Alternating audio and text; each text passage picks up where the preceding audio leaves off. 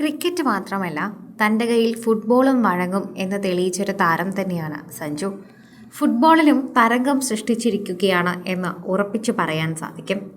മലയാളികളുടെ സൂപ്പർ താരം സഞ്ജു സാംസൺ കളിക്കളത്തിൽ ബാറ്റിംഗ് വെടിക്കെട്ട് പ്രകടനങ്ങൾ കൊണ്ട് ആരാധകരുടെ മനം കവർന്ന സഞ്ജു ഇത്തവണ ഗ്രൗണ്ടിൽ പന്ത് തട്ടിയാണ് ശ്രദ്ധ നേടിയിരുന്നത്.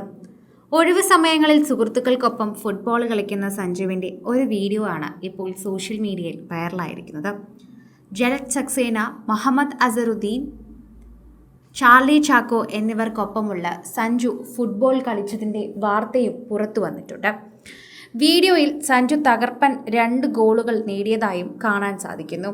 തുടക്കത്തിൽ തന്നെ പന്തുമായി മുന്നേറിയ സഞ്ജു ഒരവസരം നഷ്ടപ്പെടുത്തുന്നുണ്ട്.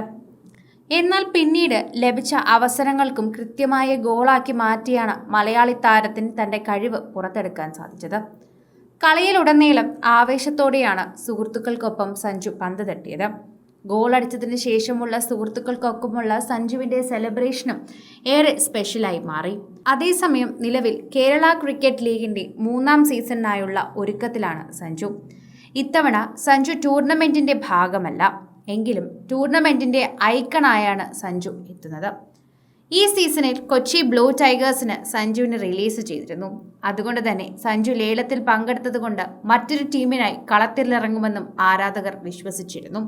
എന്നാൽ സഞ്ജു ഈ സീസണിൽ ടൂർണമെന്റിൽ നിന്നും പിന്മാറിയതിന് സ്വന്തം മണ്ണിൽ താരത്തിന്റെ ബാറ്റിംഗ് വെടിക്കെട്ട് കാണാൻ കാത്തിരുന്ന ആരാധകർക്ക് വലിയ നിരാശയാണ് ഉണ്ടാക്കിയിരിക്കുന്നത്.